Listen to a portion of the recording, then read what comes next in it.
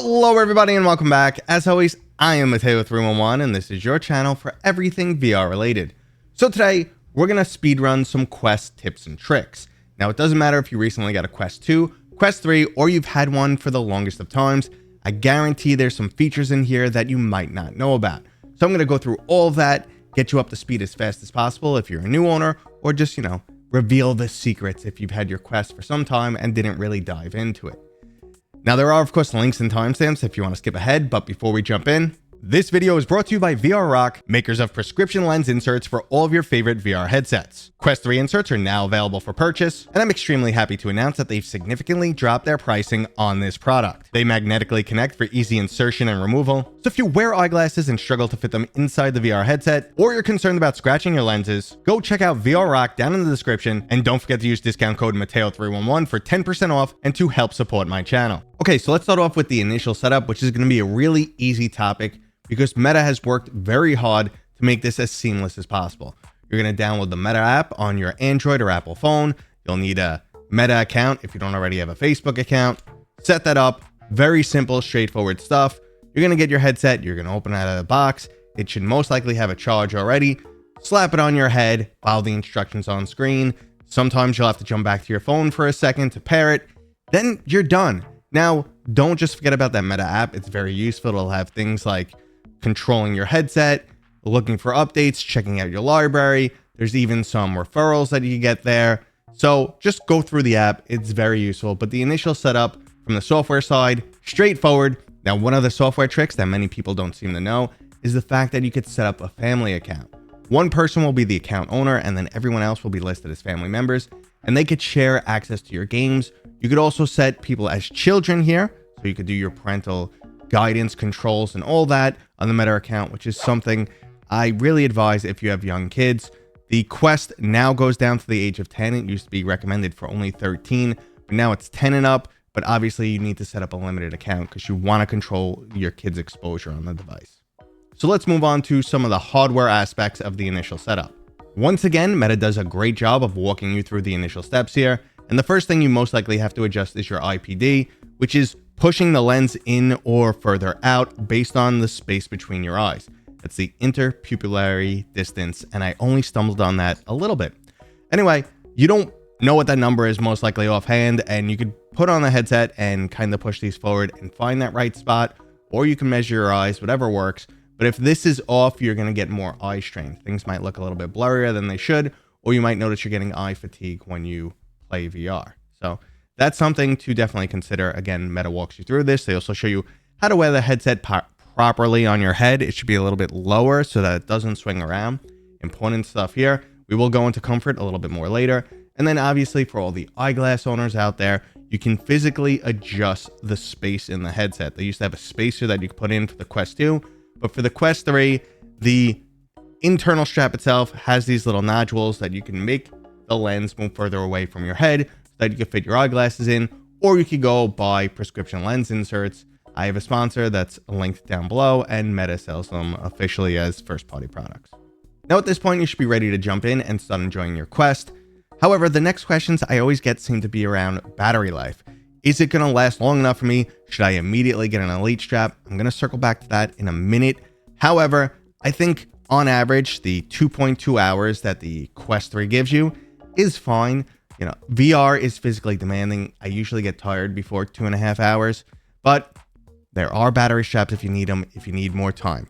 If you're going to be doing things like just watching some media, so media consumption, maybe watching a movie, you could get up to 3 hours on this device. If you're using it for productivity, which usually is more just like mixed reality, all those extra bells and whistles, you probably get about 90 minutes of use time. So that may or may not be enough for you, but don't jump into that immediately. Kind of get more comfortable with the device. See what your use case is. So you'll see, I think you'll learn over time if you need to add more. Initially, I'm going to say no. However, if you do decide that you need extra power, I highly recommend Kiwi. They've been a sponsor of this channel forever, but I've been using their product for years now. I find their battery pack just super reliable, extra comfy, cheaper than what Meta has. But if you want to go first party, the recall on the Meta Elite straps with battery pack, it wasn't actually a recall, but they stopped selling them for a time period. That has been resolved. The batteries are now working properly. I don't get a buzz from mine. Some people used to get some buzz from other third-party battery straps. Like I have the Ana Pro. That one gives it a buzz in the speakers. My Kiwi does not. Neither does the official one from Meta. So just to keep that in mind. Now our next topic is pass-through and mixed reality. This is pretty much mainly for the Quest 3. It is available on the Quest 2, but the pass-through is really crappy and doesn't, lead to a great experience.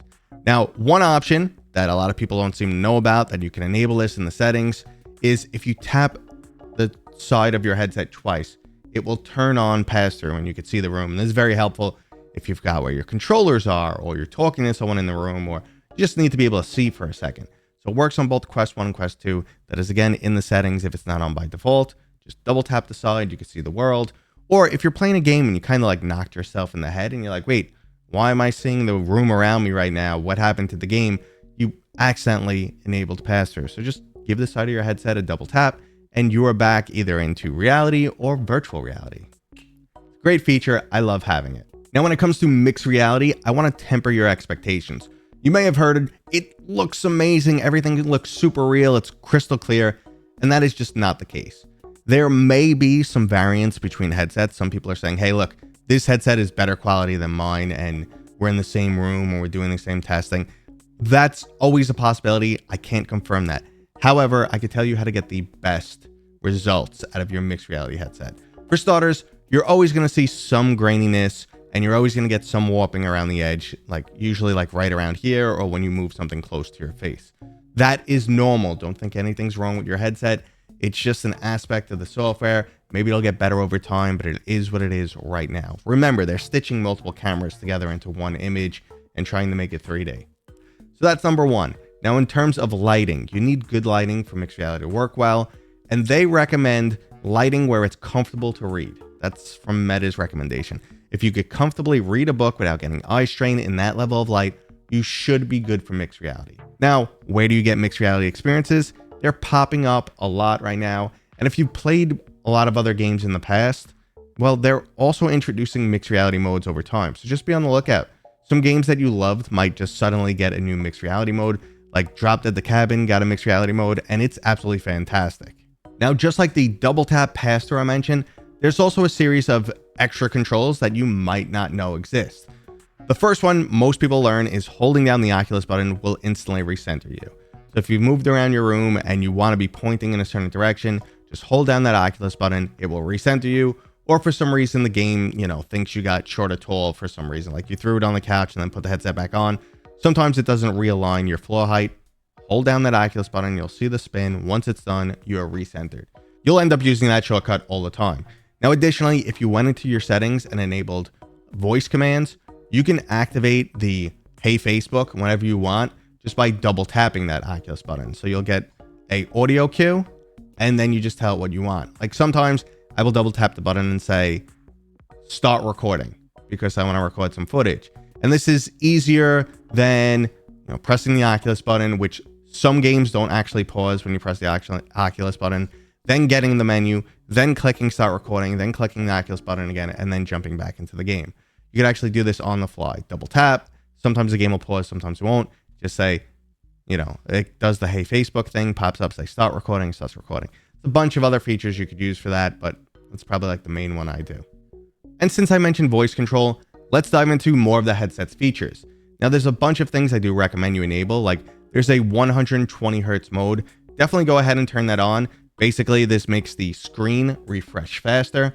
So if a game can handle it, you're going to get 120 frames per second, which just gives a much smoother experience. A lot of games, won't be able to handle that. Most are at 90, some are even at 72. However, the games that do support it, it's worth it. So go ahead and enable that. You could also set your headset to default itself either into a virtual environment or the screen's pass-through. Some people don't want to put on a headset and see their own room. They want to be thrown right into virtual reality. You do you. There's also different worlds. You probably found those already, but you can change the landscape of your world. You can also move around the world now, something that they added over time. So get up and close to the mirror, check yourself out. Also change your avatar.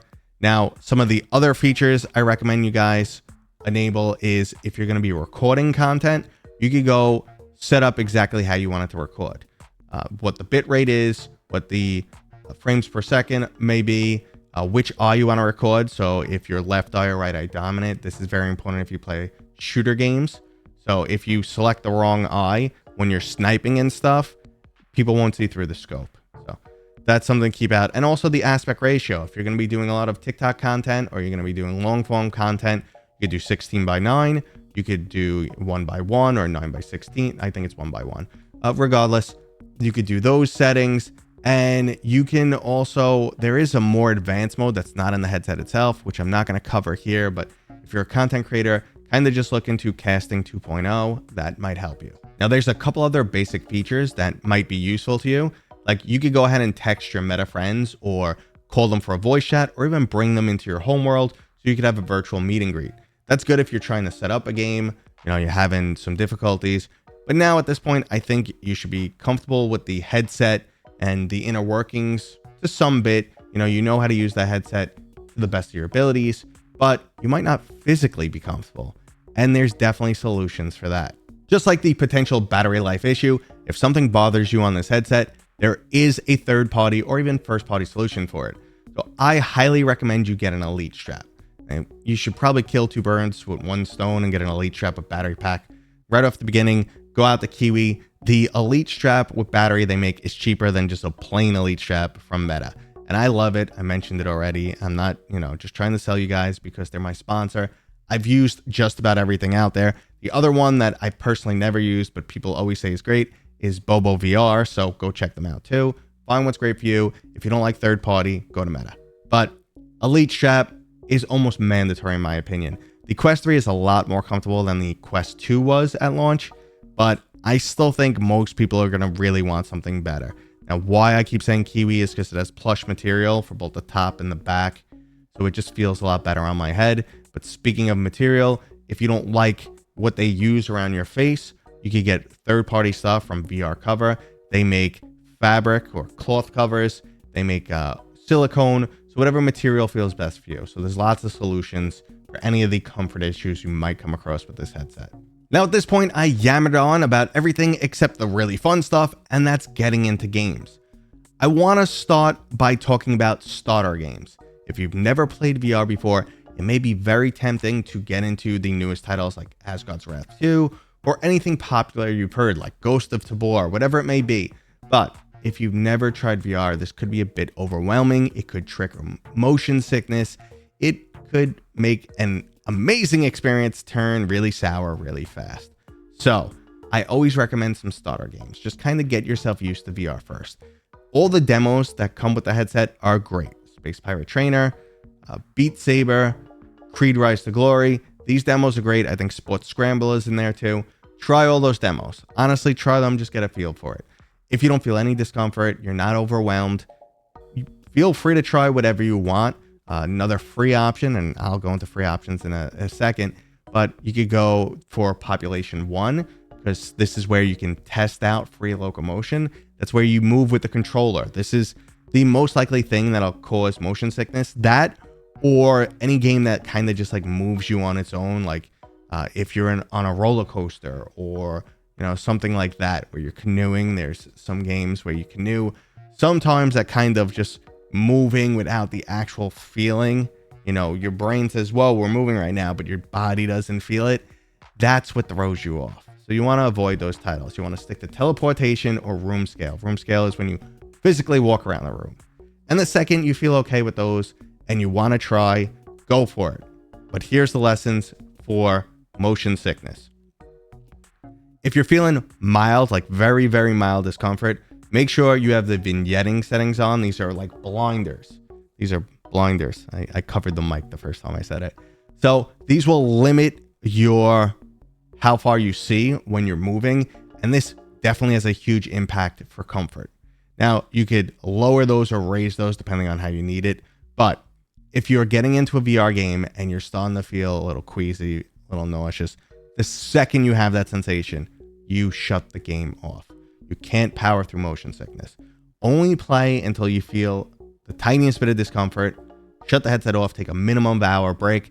Then you can come back later and keep doing this and give it a month or two, and you probably won't experience any motion sickness anymore.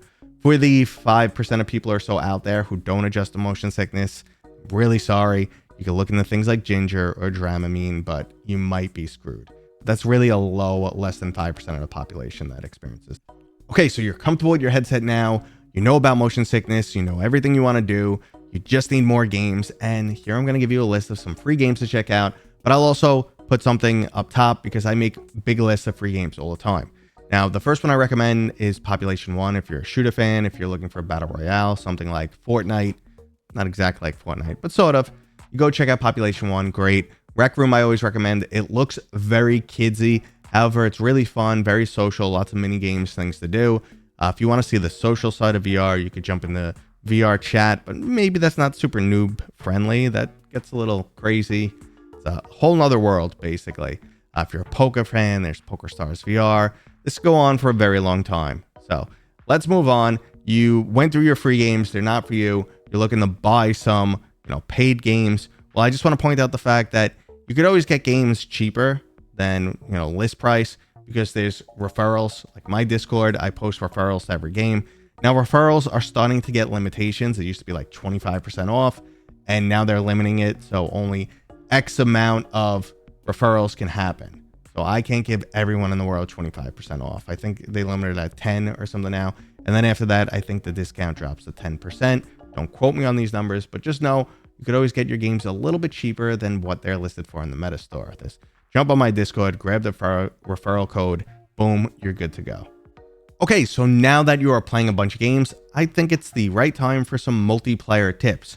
Sometimes it's just needlessly difficult to get in a VR game with someone. However, Meta has been upgrading the friend system. So now if you're in a game, you can go to the standard Oculus menu and invite people from there.